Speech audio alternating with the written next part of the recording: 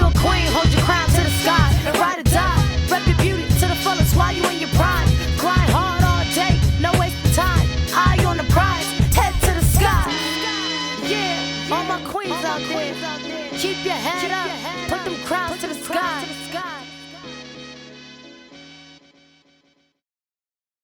Hello, and welcome to Women in Your Neighborhood. I'm Allison Vaughn, and I have two very special guests with me on today's very first pilot program of our show. We're so happy to have you. We are looking forward to talking about leaders right here in our very home of Connecticut and all the awesome work that they all have been doing. And without further ado, I would like to welcome Miss Shanay Fulton and Miss TaShun Bowden-Lewis. How are you, ladies? All right. Thank you for having us. Good. So, you know what? Let's just hop right into the conversation. Miss TaShun, you were the former chief public defender of the state of Connecticut. Yes. Yes, quite a large title to hold. And not only that, the first African-American woman to hold that. In addition, Connecticut, if I'm correct, was the first or one of the first states to even have the Office of Public Defenders. Is that the truth? Yes, that's correct. Look at you, the history. You had some mighty large shoes to fill in that position. Yes. And then Miss Shanay, who has a book that is out right now that is doing so well. I actually bought the book and thoroughly enjoyed the book. Thank you. Just about all that you've gone through, your journey and your transition to what you have accomplished and what you are doing now these days. So author, commissioner, and a bunch of other things. I'll let you guys get into it. But I'll start with you, TaShun. So my first question that I have for you is about your servant leadership journey. Can you tell us a little bit about that and how you kind of got to where you are now? Definitely. Yeah. First of all, thank you for having me. Yes. But servant leadership, it really is what I do. That's been my entire life. I was raised to assist and serve and help people, especially in my community. And so I knew at a very young age, actually at 7, that I wanted to be an attorney, specifically a public defender. I wanted to help those who are in the system. And so I was very blessed to be able to do that. And so it's about, again, giving back. And we know, historically, statistically speaking, that the BIPOC community, those who identify as women, we have been in the trenches. We have been a part of the system, and it has been very, very rough on us. For sure. You know, the marginalized, the disenfranchised, the underserved. And so that's where I wanted to be. Sure. And so, again, that's been my life's work, my passion to help, especially those who look like me. I'm proud to be Black, proud to be a woman. And I have been raised, again, like I said, to assist and to help wherever I can. And so being a leader, but one who understands the value of giving back and leading by example. Absolutely. Is what it's been all about for me. And so, you know, here almost 30 years in this profession has been a whirlwind, but it's been full of grace and it's been full of goodness. And there's been some hard times. There's been some rough times. But as you know, historically as a people, right? That's what we've been through. And look at where we are. You know, we are still coming back. We are still resilient. We are still overcoming. We're still innovating. We're still creating. We are still at the top of the game. And as Black women, you know that we lead everything, right? We're at the top of everything, education, the whole thing. So it's no surprise. It's just the grace of God. Sure. So quite the journey in a 30-year history. I mean, you've really condensed it to just a snippet, but I'd like to talk a little bit more about your younger years, that aha moment when you kind of knew. From what I've heard, you graduated from Quinnipiac. Yes. Yes. Shout out Quinnipiac to Law Quinnipiac. School. Yes, right here in Connecticut. Right here in Connecticut. Yes. And one of your former professors from Quinnipiac said that while you were in class, they knew instantly that there was something a little bit different about you. Can you talk more about that? Just your younger years, going into college, knowing immediately. Me, went to college. I had no idea what I wanted to do day one, really. I was figuring it out along the way. But your story's a little bit different. Can you get into that for us? Sure. I don't know for many of you, if you remember, there was a sitcom years ago called Good Times. Yep. And the youngest character, Michael, had said that he wanted to be an attorney. And so I asked my mom, because I was 7, and I said to my mom, I said, well, what is an attorney? What is that all about? And she explained. And then we went from there. Okay. And then I honed in on public defender, because as you know, the criminal justice system is packed full of people of color, especially Black people, men and women and children. And so it started out, that was the very beginning, 7 years old. And I never deterred. And it has been quite a journey, but it has been one that's been very fulfilling because, again, I've been blessed to be able to do what I wanted to do. And with the backing of my family, I had a very strong mother and a very strong grandmother.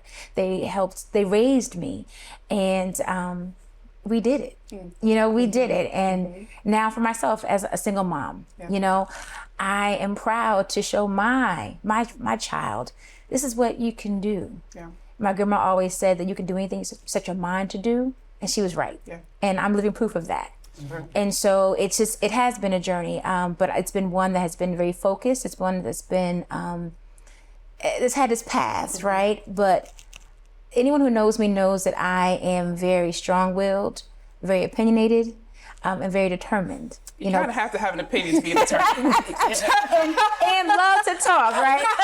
And so that's been me. I have never backed down from a fight. And even just fighting for my own self, right? Fighting for my own rights, fighting to be in the room, to be able to make my voice heard, not just because of who I am, but what I'm saying. Because what I'm saying, for the most part, is on point. And so, law school, undergrad, law school, and then becoming a public defender, which is what I wanted to do. And starting in the trenches and going up into becoming the first Black public defender, chief public defender for the state of Connecticut, which was the pinnacle of my career. And it was a glorious time. Filled with challenges, obviously, because I no longer am the chief public defender for the state of Connecticut. But we all pivot. And what's next is even better. Yeah, I like that. I like that. So not only... Okay, so we got into the public defender thing. However, you have another accolade, a very prestigious accolade in the field of attorneyship. I believe it's called the Connecticut Bar Foundation James W. Cooper Fellow, in recognition of just all the work that you have done. Can you tell us a little bit about what that award is and what it means to you, and how being a Black woman in a field where less than 9% of Black women are attorneys? Yes. Can you tell us about that? So I was honored to be able to be a James Cooper Fellow. Yes, it was given to me by the Connecticut Bar Association in 2023. Okay. And it is bestowed upon those who are the best of the best. And so I'm grateful and humbled by the recognition. People have seen my work over the years, because again, I have always been about inclusivity, about DEI before DEI was a real thing here in Connecticut, right? Because when I started out, there were a handful of Black public defenders in the system, yet the majority of our clients are Black or of color. Yeah. And so, being able to be a leader, a teacher, a mentor, a trainer, and loving what you do, because it's one thing to come to your job, your career, and just trying to get a check, right? But when you actually have a passion for it, it's infectious and it shows. And so when you're trying to teach someone else, when you're trying to show someone else, a pass the baton, right? Because I'm not going to be here forever, but I want that succession plan to be in place so that whoever comes behind me has the playbook. It's already laid out. Yes, right? Because we don't always have that. When I was starting out, I didn't have a playbook. And there was no one to say to me, this is the landmine here, avoid this step. But that's why it's important for me now, at this point in my career, to definitely give back, give the knowledge, because we know knowledge is power. And knowing yourself, that's where it starts. And so, it has been a journey, and I'm grateful to be recognized and have the awards and distinguished honors. But it's all about the next generation, and it's about the people, and I've always been about the people, my people and all people. But the masses, whomever that may be, helping them to come up in whatever that may mean, you know, whether it be education, socioeconomic status, understanding and loving who they are, and understanding that we have to it's our duty to give back and to really be available. Because, you know, a title is great, but if you're not accessible, if you're not able to be approachable, then it's all for naught, you know? And so I've had, yes, a great career, a great journey, and many accolades, but it's the connection with my own community and the communities in this state and others.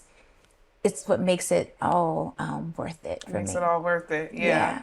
And, you know, I think it's easy to talk about the good parts, you know, being at the pinnacle of your career and such a prestigious role that you have. But can you tell us a little bit more about the challenges and how you navigated in a foreign space where the waters were uncharted and you having to be the one to say, we're moving this forward, and having a team of hundreds of people follow you.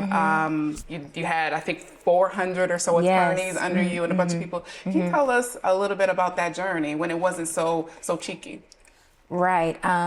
It was riddled. The road was riddled with rejection, and people underestimating. You know, I have my credentials. I have my degrees, right? But when they look at me, they see who they see. And they question, does she really have the chops? Does she really know what she's talking about? Is she capable? Is she competent? And so having to always have to fight for that, have to show that, it wears the soul, you know, and the mind, body, and soul. And so, you know, micromanaging, you know, I'm the chief, so that means I am the head, right? And challenged on that. Difficulties.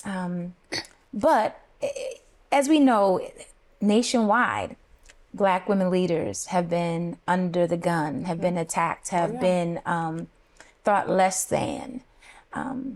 But yet we still rise. Yeah, we rise. You know? And even though I'm no longer the chief, I'm excited about my next part of my journey, where that's taking me. But I do want to tell people and encourage people that the obstacles and the landmines that are intentionally put in place are going to be there. But never let anyone take your confidence from you. Never let them change your narrative, because that's one of the things too, right? Changing the narrative to make it seem as if you're something that you're not, or that you're not capable of doing what you have been tasked to do. You know, but that comes from inside, right? Knowing exactly who I am, what I stand for, and what I bring to the table. It's important. You know, it's important. Absolutely. So what would you say to another minority woman leader who is at a crossroads and is maybe unsure of herself? I feel like there's a level of, even with myself, sometimes there's that imposter syndrome where, am I the person for this job? Can I really do this? Do people really trust or believe? Is it all in my head? What would you say to the person that has those thoughts about themselves? Keep going. You know, there's the cliche now is she persists, but it's true. You know, in spite of what is going on. And for me, especially my spiritual base, everyone may not be spiritual, but I am. And that has meant the world to me. So I lean into my faith an awful lot, you know, but keep going and never, ever let someone tell you who you are. You know, you have to know who you are. And what you do bring, what you offer, and your uniqueness, right? Because every person is different and unique, but has special gifts and talents. And when you're progressing, whether it be corporate, whether it be the public sector, whatever it may be, you know, grab hold to your talents and your gifts. Let them shine. Don't be afraid to use your voice. People may say you're aggressive, but someone else is assertive. Forget about that. Use your voice and use your mind every single moment you can, you know, and no matter who is in the room, because let's be honest, when you walk into the room, when I walk into the room, people are going to look, right? And then, so it's how you carry yourself, how you articulate yourself, and what you actually are about, because your reputation precedes you. You know what I mean? I've spent many years making sure that I knew my craft and knew it well. And I was a people person, that I was someone who people could talk to. And I wasn't full of myself. Yeah. But I have a loud, boisterous laugh, and I'm a person who is just easy to get along with. Yes. And so letting people know who you really are, don't be scared of that. You know, even when you have your frailties, even when you have things that you're not certain about, it's okay. Yeah. You know, it's okay, but walk in your authority, because we all have that, you know, always walk in that. Yeah.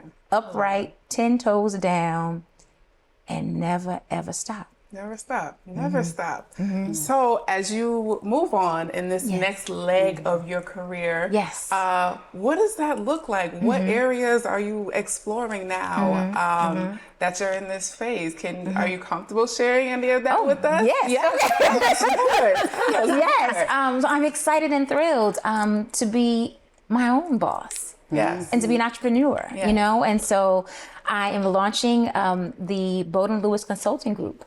And so I will be consulting, and I'll also be being a coach, executive and personal coach. Nice. And so I'm excited about that. Nice. You know? Nice. What type of coaching are you moving into or looking towards doing? More like professional development? Are you looking to work with attorneys specifically? Tell us a little bit more. So a little bit of everybody, really. Okay. But I am targeting executives and those in leadership positions, but also the everyday person who just trying to accelerate and find themselves as well, too. Because I know I'm a catalyst for change. I'm a change agent. I know that. And I am an accelerator. And so businesses, leaders, those who are executives, I'm the one for you. Okay. So if you're in your career, you have questions and you're just unsure, Ms. TaShun is the one for you. Yes. Thank you. No problem. Yes. So without further ado, Miss Shanay Fulton, who is from New York, but has come to bless the stage in Connecticut, who has done such amazing things, truly. And the time that you have been here, you kind of hit the ground running. This woman, I tell you, does everything. She is everywhere. You blink your eyes and she's in another place. I don't know how she does it. It's really, my mind is blown. But please tell us a little bit about your journey and kind of how you got to where you are, and about all the phenomenal things that you have done right here in Connecticut. So it sounds a little bit similar to TaShun over here. Awesome. So I actually knew what I wanted to do when I was like 7, 8 years old. And it was actually in fashion. I actually wanted to be a fashion designer or some sort of fashion stylist. I was watching Oprah Winfrey show with Andre Talley with my grandmother, and I was like, oh my God, yes, I really want to be a fashion designer. But there was another part of me that loved to debate. And I loved being in these spaces where I got to broadcast my talents, and I love to always do the announcements in church, or I love to be in school and doing stage shows and things like that. So I knew I was always supposed to be in front of like the big screen in some sort of way. But there was another part of me that obviously, like I said, I love to debate and I loved advocating. I found myself always wanting to stand up for everybody. I was doing it in my family life. You know, I'm the oldest of all my siblings. I'm the oldest of the cousins. So that was something that I always did. And I was the same way in school, wanting to stand up for everyone. So that's really how I got like my start in a lot of this. It's like it was always in me. And then I was always into spelling bees as well. So, and then English was my favorite subject, and I love social studies. So it kind of made sense, but I went first into the fashion design world. And I was in that for some time. When I became pregnant with my oldest son, I ended up leaving from the Bronx and I went to Westchester County, and I was there for about a year. And then I transitioned here to Connecticut. And it was actually due to a relationship that I had. So it was a domestic violence relationship that I was involved in. And all of that brought out all of that inner advocacy in me. So now I'm trying to advocate for myself. I'm in protective mode for my children, obviously being a mom. And it was just all of the different things I had to navigate. So I had to experience homelessness. I experienced the transportation issues, the barriers with work, and all of those different things. So all of that made me say, okay, I need to figure this out for myself. Like, I'm by myself now. I don't have any family here. I don't really have any friend circles. And it's just me and my oldest child, my youngest son. ends up having to be in another country. So that was another thing. So now I'm finding myself wanting to learn the laws in another country, learning the laws here, trying to figure out how do I maneuver. I'm now by myself. I have to do it. Who do I call? And for me, calling 211 was a help, yes, but then there's avenues that I felt like it was still hard to navigate. So I'm learning how to navigate a lot of things on my own. And I'm a very resourceful person. Like, I'm a go-getter, and that's the New Yorker in me. So it's like, okay, if this doesn't work, I'm gonna try this. Like, I did not want to give up. And if you can be in New York, you can make it in New York, you can make it anywhere. Right? So, Right? I believe that. So I tried everything. And, when you get, that saying, when you get tired of being sick and tired, I was so tired of being sick and tired. It's like, something has to give.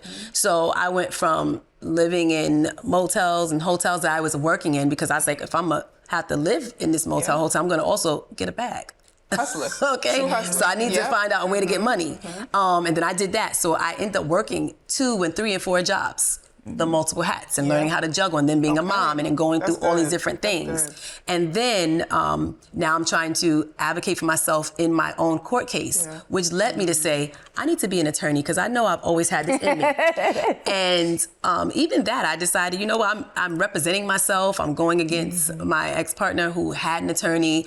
I'm like, how am I even navigating this? I don't know, but I like knowledge. I have a thirst for knowledge. I wanted to read. I wanted to study. I've had judges say, you should be an attorney. And I'm like, well, thank you. And even when the cases would not go in my direction, in my favor, it still motivated me to keep going and to keep going. And it was all of that that made me just say, you know what? I should take my LSATs, took my LSATs, but I decided to take a different route. And I was working for the school district, and in working for the school district, I'm advocating for children. And it began to be where everyone's like, you know what, you're so involved in everything. I also got asked to be in a nonprofit and run their youth program for the city of Middletown. And in my doing that, I had to get the students to advocate for issues that were personal to them. A lot of them was homelessness issues, and some of them domestic violence. We were doing that. We started advocating for property in the community, which we wanted to be a youth center. And in doing that, everyone's like, have you ever thought about running for office? I'm like, I've never ran for an office in my life, but okay, maybe we can give it a shot. And I did, and it was just a lot of, everything was really basically a trickle effect for me. Yeah. I will say, so you and I work on similar projects, and even if we're not on the same project, I constantly hear your name in spaces all the time. So can you tell us, for the everyday person, the single moms out there who are kind of just doing the most all the time, there's moments where you feel overwhelmed. How do you navigate those moments where it's just the world is on your shoulders and you look to your left and your right and there's nobody there but you? Yeah. It's interesting because I'm in that space now. So I'm in a space of learning my power of no. And I can't be present for everybody and everything. A lot of times, even to your point, I feel like as Black women, we feel like we have to do everything, like everything. We have to be this for this person, this for that person. We're moms, we're employees, we're wives, we're girlfriends, we're all of those different things. And learning how to balance, say no to certain spaces. And obviously, you'll know, your intuition will tell you, okay, I can do this, or maybe not at this time. So learning how to balance that and learning how to say, okay, no, not right now. I'm not available. I need time for me. Because I'm continually pouring, and you have to be able to pour into yourself. You can't pour from an empty cup. And so, like I said, I'm in that space now where I feel like, okay, I know I have to take a step back from some spaces, and it's okay. In that quiet, is that where you kind of got that inkling to put your story on paper into a book form? Was it the quiet space where you found that? Yes. Can you tell us a little bit about that? Yes. I always felt like I should write. That was another thing I did as a kid. I journaled so much as a little girl because I was like, I don't like this in my life. I don't like that. And I wanted to write everything. I mean, it's to the point where there were parts of my book that I took from my actual journal. Can you tell us the name of your book first? Peace, Happiness, Love, A Journey to Healing. Which you can find on Amazon. Yes. Okay. And my website, www.shanayfulton.com. But yeah, it was really that. It was really me like having to sit and have quiet time. That's actually one of the chapters in the book, quiet time, where you just sit and, and for me, I'm a spiritual person as well. And it's just leaning into your intuition and that higher power, whomever it is for you. But leaning into your higher power and saying, okay, let me rest in this and gain insight. And I did, and it was like, okay, I have to share what's on my heart. And there were parts where I didn't go as deep as I wanted to, and I know there was a reason why. One, it was fear, but two is because I knew that God said you have another book to write, and there's more for me to share that I can go in even deeper introspection. So that's what I meant. Absolutely. I love that. Well, this was quite the conversation, ladies. I thank you so much for coming tonight, today, and sharing a little bit about your story. I think that there are so many women, especially right here in Connecticut, who need to hear this, who are having trouble finding their voice, and finding women in their neighborhood. We're really in your neighborhood. All of us are very present, very available. We'll put all of our contact information in the details so that you can find more. If you're into that, you can get some consulting, you can read a good book, you can eat some good food. We got it all for you. So thank you so much, and we'll see you on the next episode. Bye. Thank you. Thank you.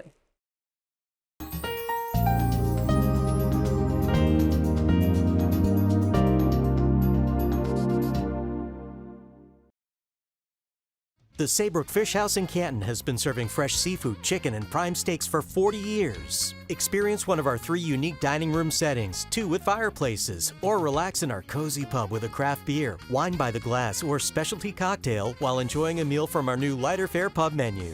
Serving lunch and dinner Tuesday through Sunday. Reservations accepted for parties of 2 to 42. Gift cards always available. The Saybrook Fish House, nestled at the crossroads of routes 44, 202, and 179 in Canton.